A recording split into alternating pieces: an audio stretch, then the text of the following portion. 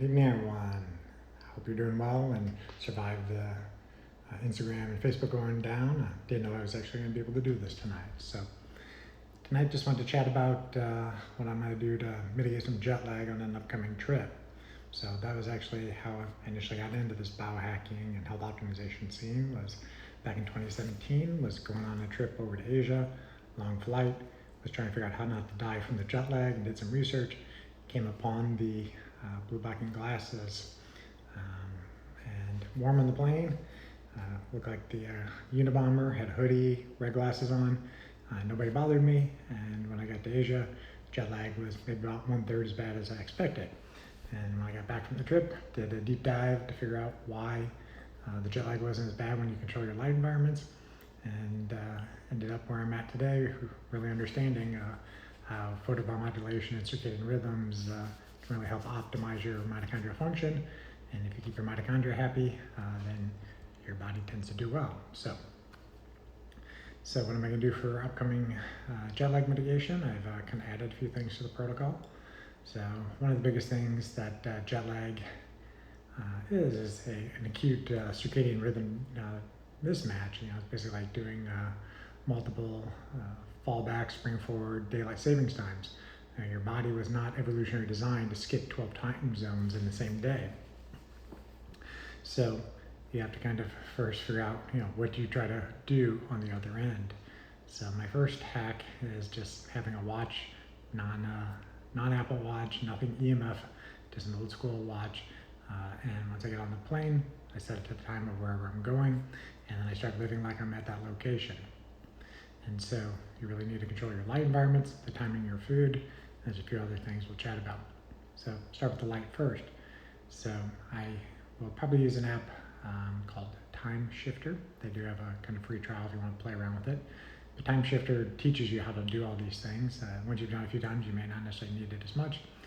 But if you use this app, Time Shifter, you put in your flight details, and it will usually give you a 2 to 3 day head start from whatever your trip is to start kind of phase shifting your bedtime and wake up time, and try to get you a little bit ready to make that switch once you're actually on the plane. So it's generally more difficult for your body to fly eastbound because you're shortening the days. If you fly westbound and are elongating the days, your body usually can tolerate that a little bit better. So what this app is doing is it's making you go to bed about an hour sooner for every night for 2 or 3 nights before, and waking up an hour or two earlier 2 or 3 nights before. And then once you're on the plane, like I said, try to live like you're at your destination location. So if it's daytime at your destination location, you're wearing your day blue blocking glasses, which mitigate 40 to 60% of the blue light. There's a lot of junk light on the planes, obviously. But if it's supposed to be nighttime where you're going to be arriving, then switching it over to the darker red tinted lenses. So most likely be bringing my sweet, I always call them kind of the you're under arrest glasses. But wearing the red glasses blocks all the blue light, most of the green light, and just starts telling your brain it's evening time where you're going. So it's kind of a balance between cortisol and melatonin. So cortisol is an alertness hormone, keeps you awake.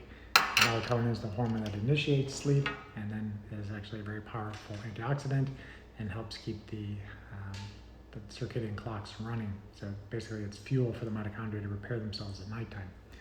So your melatonin is important to potentially use on a jet lag protocol. This is one of the few times I can get behind somebody using a supplementation with melatonin. Normally you want to be making the hormone yourself, but if you're skipping 12 hours, you're not going to make the hormone effectively. So there's maybe short-term use of melatonin. There's definitely PubMed stories, PubMed articles showing that jet lag can be less intense using melatonin on flight. If you use the Time Shifter app and the supplement is right for you, talk to your doctor.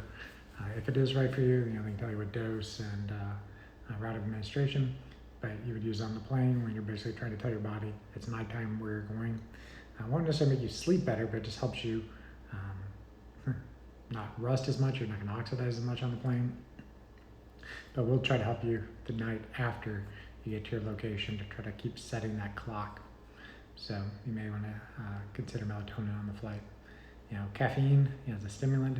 It's blocking adenosine, so it's keeping you alert, but adenosine just keeps building up behind this little dam. And once the caffeine wears out, the adenosine, increases the sleep pressure, and then that helps your body go to sleep. So caffeine, you want to be careful with it. Really only use it during daylight hours when you're trying to mitigate your jet lag. If you use the time shifter app, it'll tell you kind of the safe times to have the caffeine. The other thing that'd be important would be, the timing of your meals. So you want to kind of start setting your gut to destination location. So optimally, you probably would not eat on the plane at all, and would eat your first meal post sunrise at your new location if you could wait that long. Or probably better to have a more kind of ketotic or high fat type diet, so not as much metabolic stress with eating that type of food, at least short term. And then the app will tell you, okay, it's breakfast time wherever you're landing, so eat on the plane at that time, but ideally probably not eat a whole lot of things on the plane. Hydration is important. Your body's going to make water in the mitochondria when you're eating fat, but drinking high quality water, fluoride-free water. So once I get through security, grab the best water I can grab. So it's always going to be some type of mineral or spring water, and hydrate up like crazy on the plane. Getting up multiple times. Definitely, kind of pump your legs and move around, and just keep the blood flowing. So you want to be very hydrated to do that. And then when you get to the destination location, be very tight with your light environment. Have the glasses. When you're inside, have them on, day pair if it's day, night pair if it's post sunset. But I would definitely probably add some earthing and grounding. I'll definitely be doing it on my upcoming trip. Just go outside that morning, go see the sunrise, take your shoes off, put your feet in the sand, the dirt, something that's not man-made, and reconnect with the earth, dump a positive charge, get more electrons, helps lower inflammation, and helps kind of recharge your mitochondrial battery and get you ready to go and enjoy your vacation. So that's going to be my upcoming jet lag protocol. I know that some people may not be able to get on this call tonight because of some issues with Instagram, but hope you enjoy, and we'll see you again next week. Take care, guys.